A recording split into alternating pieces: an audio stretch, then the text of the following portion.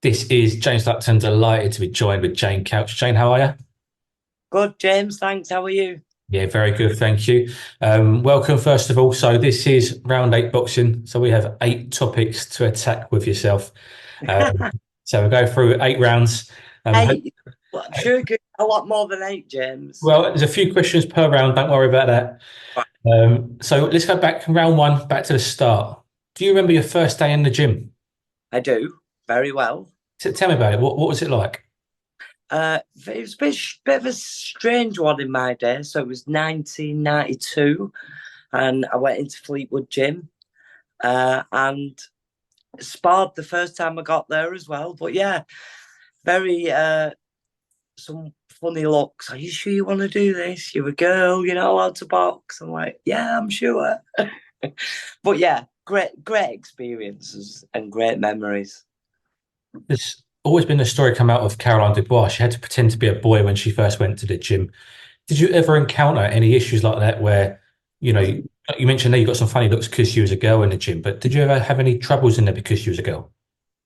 Oh yeah, massively. I mean, the girls now had problems, so you can imagine what it was like a few years before. But it was just more like not really the fighters; it was more the managers and the trainers that really had the problem with it. The other fighters were great, and the other amateur fighters that I used to train with at Fleetwood were just great about it. And then when I moved to Bristol, there was again all the questions and the funny looks, and then they just in the end you just fit in. If you want to do something bad enough, you just get on with it and do it.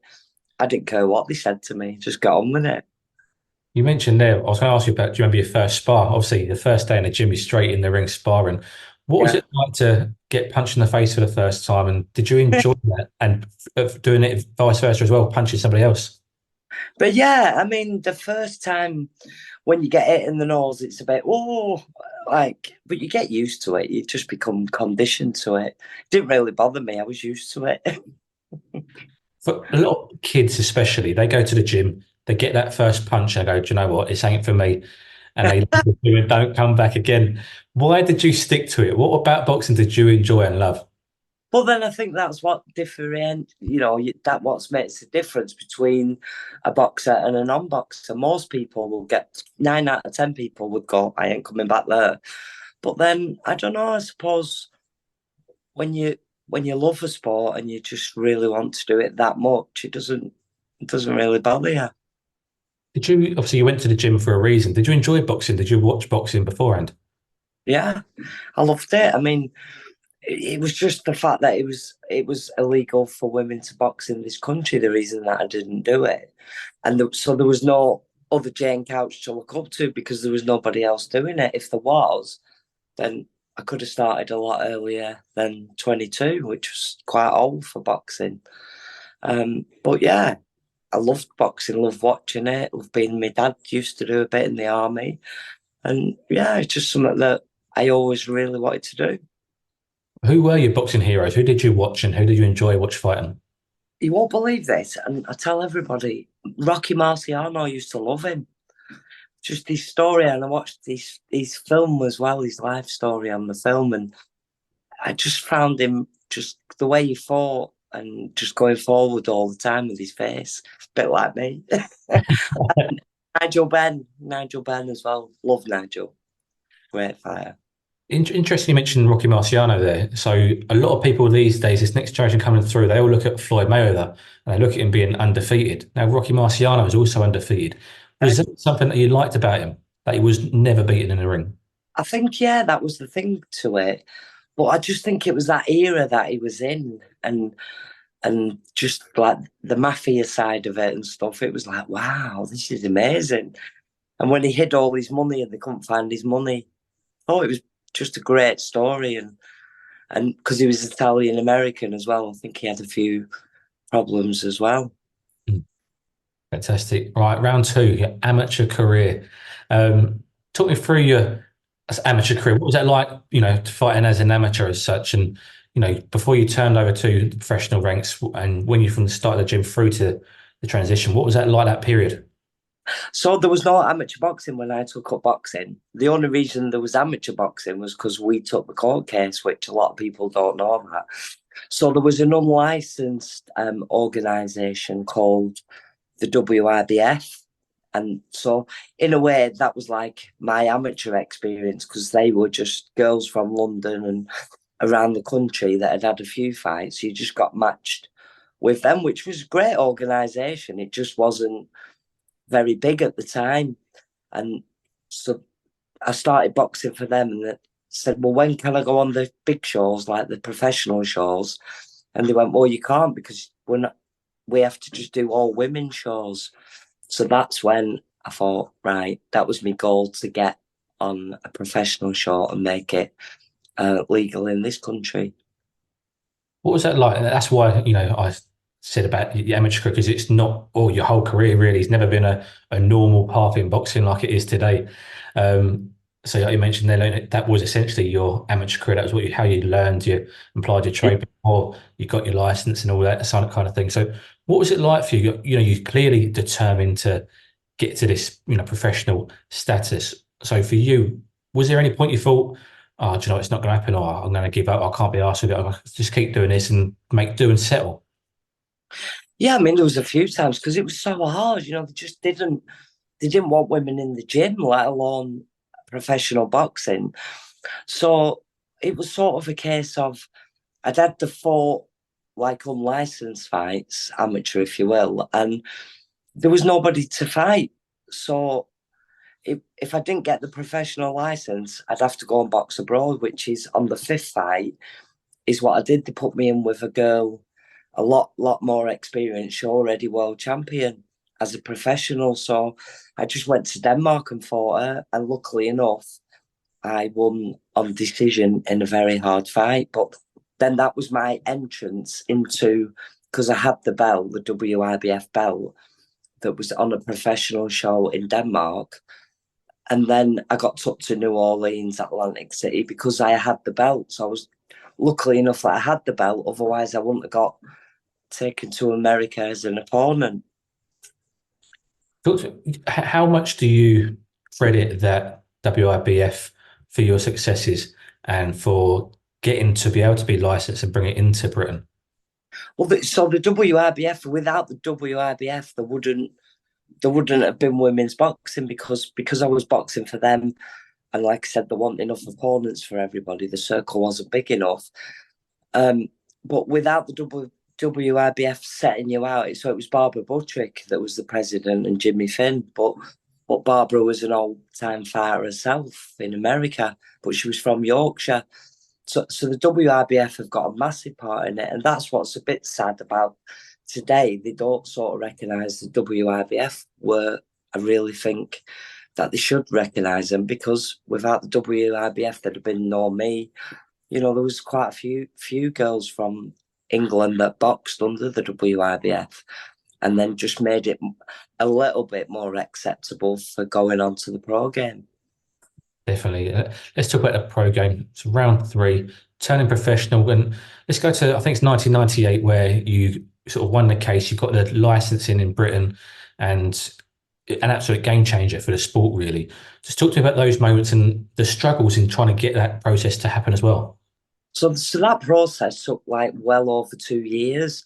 And what happened was I'd done an interview. I think it was Michael Barrymore, and it was everybody saw the Michael Barrymore interview because I beat him up, and it was funny. It was a good laugh. And the solicitor from London got hold of me, Sarah Leslie, and said, "Well, why can't you box in this country?" Because I was just going out to New Orleans to defend the WIBF title. And I said, well, it's just illegal. She was like, but why is it illegal? And there's you just answered your own question. Why is it illegal? Because you're a woman. So then on that basis, they didn't go on sexual discrimination. They went on restriction of trade because I was already world champion. I was already flying to America defending the title. So, and I was getting offers to box in England, but I couldn't accept them because I didn't have a professional license. So yeah, the journey was a horrible journey because none of us, none of us knew how it was going to turn out. The solicitor didn't know anything about boxing. The barrister didn't know. But what they did know about was your rights and, that you've got a right to make a living just like a man does. What is it about Jane Couch that has that fire in her belly, that determination and motivation to not only, fight for a living, but to get this, what you feel is right and what is needed in the sport and in the world? What is it about you that wanted this so badly? I'm not. I just don't. I don't think I'm the person to answer that question. To be honest, a lot, a lot of people said, even myself at times, I was questioning why, I didn't give up, because it was horrendous, like the abuse that I got for it, the stick that I had to go through. But I don't know. I'm quite thick-skinned, so stuff like that never really bothered me. With whatever they called me all the names under the sun. But I don't know, if you've got a passion for something. I think it's just what's inside, isn't it? And I'd hate for any young girls now to have to go through anything that I had to go through. And if you want to box, then you should be allowed to box, regardless of your sex. You mentioned a word there that I was going to come on to, and a passion.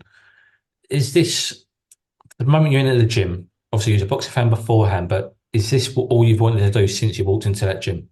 Yeah, just even before I walked in the gym, as soon as I saw the documentary on women boxing in America, well, I don't know what, like, I would have died for boxing. At one point, there was nothing else mattered in my life. I'm different now because I'm older and I've had a bit of a bad experience of the game, but I I would have died for it. And I don't know where the passion comes from, but it's got to be Fleetwood, I think. I'm from a fishing town, so it must be here why I'm so passionate that just things should be right.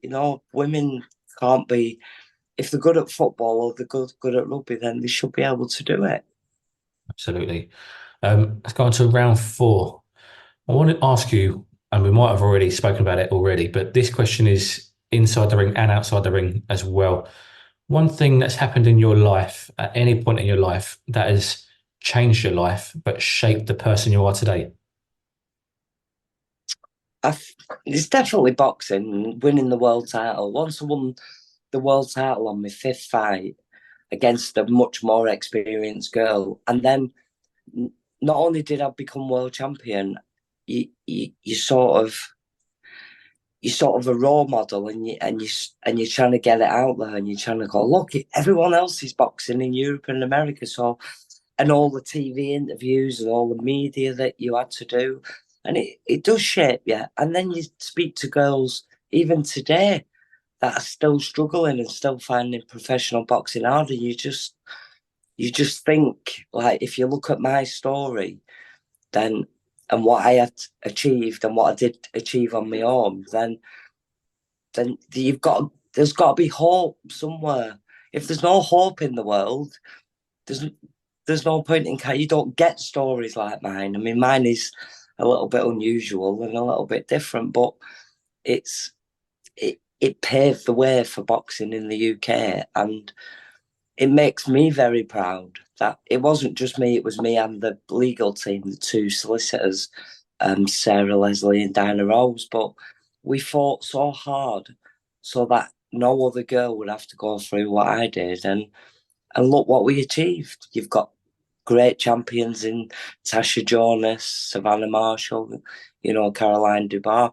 You've got some fantastic fighters coming through in the amateurs. And if we hadn't have stuck at the case and been so determined to just, like, carry on and carry on, even though it was costing me and it was costing your mental health, because everywhere you turned, everyone was against it. But I'm glad I stuck with it, because when you see where it is today, it makes you proud that what you did achieve. Definitely. Did you feel pressure, when you won the world title in your fifth fight, that you had to be a role model, as you mentioned there? Did you feel pressure when you won the case and got the board to license women that if it had backfired and they turn around and say, "Well, I told you so," did you feel any pressure like that at all throughout this process? Yeah, I mean, at the beginning of the process, because I didn't really know anything about the boxing board of control, and you just think a governing body is just this big hierarchy that you can't argue with. But then when you realise what the boxing board of control is, and at that time it was just 12 old men stuck back in the 1950s, that then you think, well, actually, I could win this. And then when you hear the arguments that the boxing board put forward, even the judge, it was like hard to believe that that was a governing body for boxing in Britain. The stuff they was coming out with was just embarrassing. And that's, again, they've done me another favour, really, because that just makes the story even more horrific than it already was. And now it's like you write a book and then there's going to be a feature film on it, because the story's really never been told. I don't even think I'm friends with a few nice people in boxing, top journalists as well, and I've never even told them the story. So I don't know. I just think it once the story's told and when it's on the big screen, and then people are going to go, wow, real. I didn't realize it was that bad, but it was that bad. Yeah. You mentioned that it's that bad, and it comes on to the next couple of sections nicely. So round five, boxing is like a roller coaster, highs and lows. So we're going to start with the highs. Talk to me about your favourite moments. Your pro debut, you're winning the world title, you're getting your license. Just talk me through your career and what stands out for you as highlights. So the pro debut, it was in Wigan, in a nightclub in Wigan on the unlicensed show, and Take That had just come off, and they weren't very well known. So Take That had just come off, and then we went in boxing, and it was great. I fought a copper, knocked her out in second round. Was like, yes, got paid for beating a copper instead of getting locked up off one. And then from the winning the world title in Denmark was absolutely mind blowing. I just kept walking around in, I've done it, and the new, just kept saying it and saying it. That was just an amazing experience. And then I suppose after that, then it would have to be the court case, because there was 2.5 years of hard work went into that, while I was still trying to train and fight, as well as fight the board outside the ring was really, really hard, but enjoyable at the same time, because as soon as we got into the courtroom and we heard the arguments of the board, it was laughable, really. So then we knew we was going to win. And the board offered to settle out of court, but my lawyer wouldn't let them settle out of court. She wanted the whole world to know how how really biased they were, how real, how against women they really were, and probably still are, a lot of them. But it, yeah, that's the court case, the world title, the pro debut. I've got to be the MBE off the king. That was a great experience, getting honoured by the future king for services to boxing when they wouldn't let you box in your own country and you had to be doing it abroad, but you still get honoured with the MBE. And then just recently being inducted into the Boxing Hall of Fame, that just really, really did blow my mind. But then it made me sit and think about my journey, and the journey that I've been on was just crazy. It was crazy, and it's going to make a great film. Absolutely. Some points you mentioned there I will come on to later on, but the new, having your arm raised and hearing those words, what is that feeling like?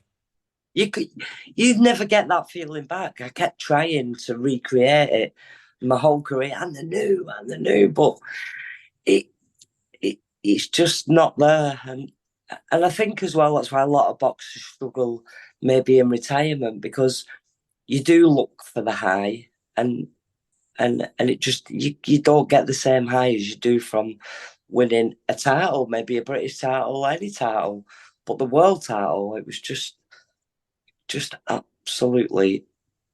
And I'll never get that feeling back ever. Is the first time you hear that the best time? Yeah, it's the only time. I heard it 5 times after, but no, That first one, because it was such a grueling fight for me because I was so inexperienced. I only had 4 fights, and she'd had like 21 or 25 or whatever it was. And it was just the best. It took me months to come down off the natural high that I was on. It was just absolutely unbelievable.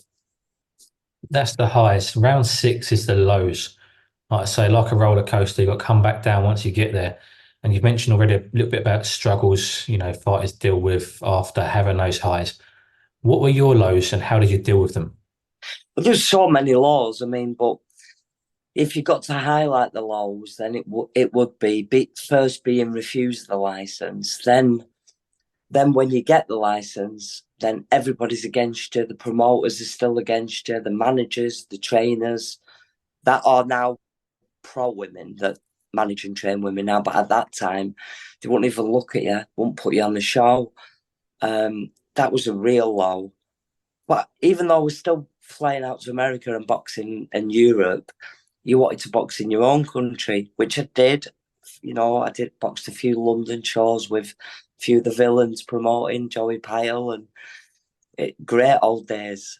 And I don't know, that was a real law. And then the more you get into professional boxing, because I have 39 professional fights, which is a lot of fights, and playing all over the world. So the more you get into it and the more you understand the politics of professional boxing, that in itself is a low because you think, God, I've worked so hard to get here. And it's it's not what you think it'll be. You don't realise that unless you're with the right promoter and unless you're with the right manager, and if you've got the right connections, you might do all right. But I had no connections, and the promoters didn't want to work with me because the board was so pissed off that they lost the case. So Frank Warren hated it, and Frank Maloney hated it. And then there was, after the case, there was just weeks and weeks of television and radio with Frank Maloney and Frank Warren going, it's disgusting. I hate women's boxing, should never be allowed. So then you had no chance of getting on, rather than being positive like they are now. And even if the girls are not that experienced on the undercards, they're still quite positive towards them fighting and having a go. But with me, it was just chaos, really. And then there was the media. So after the court case, it was like, oh, they look like three lesbians, and like me and the two lawyers. And that was a real sad time because we should have been celebrating that women's boxing was now legal in the UK. You was actually being made out by the then boxing journalists, because there was none of these channels or anything like that in them days. It was just Colin Hart, all the big writers just putting you down, really. And then you just sort of go, so I carried on fighting in America, and I just sort of thought, well, just carry on in America, just ignore what's happening at home and just carry on flying around the world like you do. And basically that's what I did, and that's how I blocked it out. But it was hard. And then because of the case, then women was allowed to box amateur. And then once the amateur boxing came, and the 2012 Olympics was massive for England. So that was another quite low for me, because once the England amateurs got into the 2012 Olympics, it was a case of, oh, this is the start of women's boxing. And it wasn't. And you're thinking, like, everyone thought at that time that Nicola Adams was the first woman boxer. Well, she wasn't the first woman boxer, but there was just the media was just making her out as that. And then obviously Nicola was going along with it. But that wasn't the story. The story was the board being taken to court by a world champion that was already boxing. But because of the way the media worked, and I wasn't probably that media friendly in them days, and they just make up another story. And that's quite hurtful when you've worked so hard and the team have worked so hard to get it recognised. And then the daytime TV programs come on and it goes, oh, I'm the first woman of boxing. And you're thinking, what? What? So that was quite hard. And then I just got on with it because that's what I do. You just get on with it. And then when I retired, that was just a real low, because all of a sudden everything just stops. The phone stops ringing, and the boxing people don't talk to you anymore. But for me, the boxing people were my friends, so I thought. So I had to get over all that. So then I retired, and I sort of was like, Jane, they're not your friends. They never were your friends. The odd one or two you can still speak to, but most of them just. But you don't see that when you're young. You just want to sell your tickets and go, yeah, I'll sell 20 grand's worth of tickets and box for 200 quid. Yeah, fine. Because I wanted to fight and that's what I wanted to do. But my mistake was just believing that boxing is your friend, and it isn't. If I could go back now and box and know what I know now, then probably things would be a lot different. But look, I had a great career. I had 39 fights. I won 5 world titles. I was honoured with the NBA. I've been inducted into the Hall of Fame. So the debate is over, really. Everybody knows why women's boxing is in this country.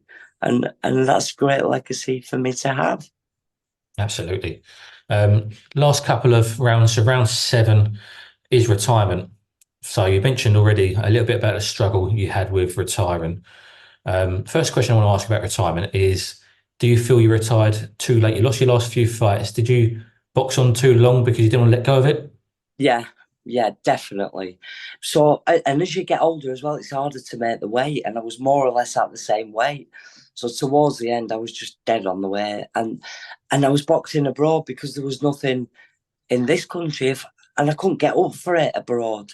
And even if, like, a lot of the times you did think you won the decision, you never got the decision anyway. So I just got to the point where it's pointless even training for the fight because you're only doing it for the little money that it was. And no, it just become really sad because I couldn't do it here. And then because I don't forget I was in a training camp for 16 years.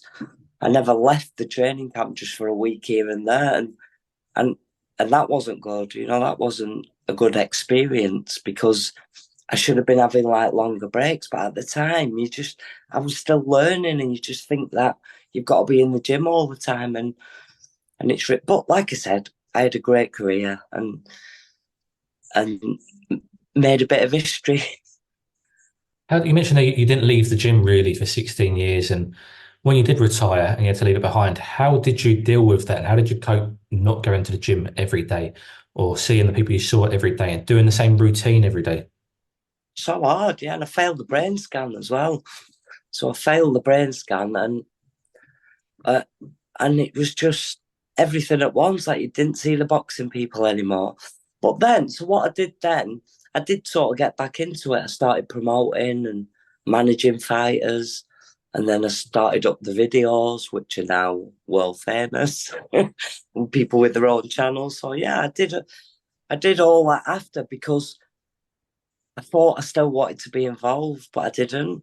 I wanted to be involved as a young fighter that still was up together, but you just look for other ways. So then you think, I'll be a promoter, I'll be a manager, but it doesn't bring that back that you're looking for. So I know a lot of boxers do stay involved in boxing, and it is good for a lot of boxers, but it just didn't work for me.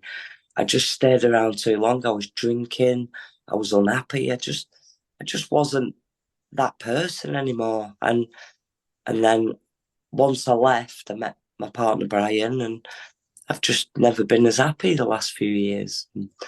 The book's been picked up to be a film, which we've been working really hard on the story to get it right for the last like 2 or 3 years now.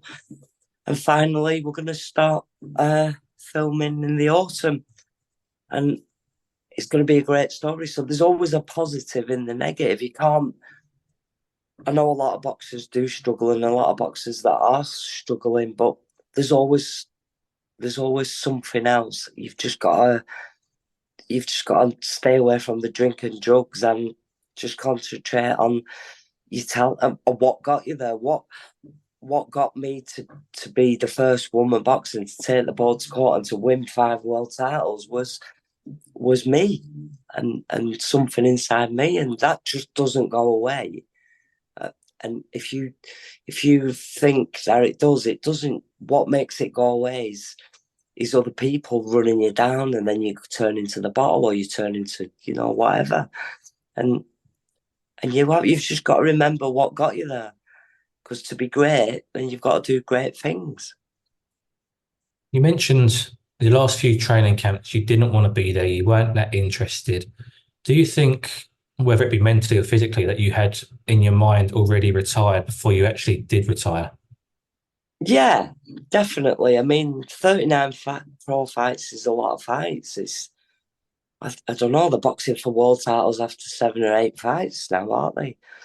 And I don't know, I, you don't know what else to do. It's all you know. You become married to boxing in a way, really. And because I was in a training camp and I was away from my family and friends, I didn't have that influence saying, well, why don't you retire, or why don't you do something else? And you don't, you just go through the struggle on your own, because as a boxer, you're meant to be tough and strong, and you can't really speak to anybody. But once I got through all that, I don't care. I'm from Fleetwood, I'm a northern. I just say it how it is, because if you don't, you'll just end up damaging yourself. Absolutely. Well, we've made it to the final round, round Yeah, eight. my Um, hopes are that. it is indeed. It is indeed. I think I know the answer to this already. Are you proud? Very proud. Yeah, very proud. In a way, so I surprised myself. I, there was so many times that I just wanted to give up and just go, do you know what, I'm done. And I used to go to America and box in America and all the great shows. And I used to see all the great Ann Wolfe and Lucy Riker and Sumaya Nani and Jamie Clampett having all the best TV exposure and getting paid decent money and having the best support. And then you just think, why can't that be in England? That's what I push for. And so I've got America to thank for a lot of things, because it was them that let me box. It was them that sort of took me in, and me watching all the other women like the great Lucy Riker and girls like that to bring it to England. And now it's here. I'm just like, brilliant. It's just, I'm so proud that I was a massive part of it. A lot of people say you're the pioneer of British female boxing. Do you feel that? Yeah, yeah. I never used to, but yeah, I do now, because without us taking the court case, there would have never been any amateur boxing, and then there wouldn't have been the Olympics, which was really what made it in this country. Um, yeah, I'm proud. I am really proud, and I think I should be. I need to be a bit more accepting of what I did, and I never used to. He's oh yeah, whatever, 5 world titles, that's all right. NBA, just brush it off like that. But no, I am proud, and I just love watching all the girls now, all of them, and just so grateful when I see them getting in the ring and looking happy and good. You say that like 5 world titles, NBA, just another day in the life of Jane Couch, you know. And the don't forget that one, yeah. Absolutely. Let's talk about finally the International Boxing Hall of Fame. I spoke to Michael Moorer, another guy who's been inducted into the Hall of Fame in the same year as you. I'll wait to meet him. A great guy, and he said one thing to me. He said, as a fighter, he thought winning a world title was the pinnacle of his career, but actually being inducted into the International Boxing Hall of Fame is the pinnacle of boxing. Do you Yeah, feel that? yeah, yeah. So when I got the call, when Ed first called me to tell me that, I thought it was a wind up. I really thought it was a wind up. And then when it sort of finally started, it was that feeling all over again, that high, that wow. And again, it's America I've got to thank again, because they give me the chance to fight, and now they've put me in the Boxing Hall of Fame, and it's just like, wow, like I've done it again. The first British woman to be inducted into the Boxing Hall of Fame, the first British woman to have a professional boxing license, the first British woman boxer to get honoured with the MBE. It's like it keeps happening. I keep being the first, and I don't know, I'm just so blessed, just so blessed. I'm so excited to go to Canastota. Imagine. Me, me and Ricky, go on, Rick. That's it. What's that like as well, being inducted with Ricky at the same time? Obviously, you're good friends with Ricky Hatton, and you're both in the same year. Yeah. What's it like? I mean, watch out, America, when you both fly out there. So well, yeah, watch out. So when I found out Ricky was in it too, I was just couldn't be happier because I followed Ricky all his career. We've been friends a long time. He's just such a deserving person of it. So, and then I was thinking about the party as well. Oh, great! I'm with Ricky. It's going to be brilliant. But I think he deserves his accolades just as everybody in the Boxing Hall of Fame does. I'm just so excited of what it's going to be like.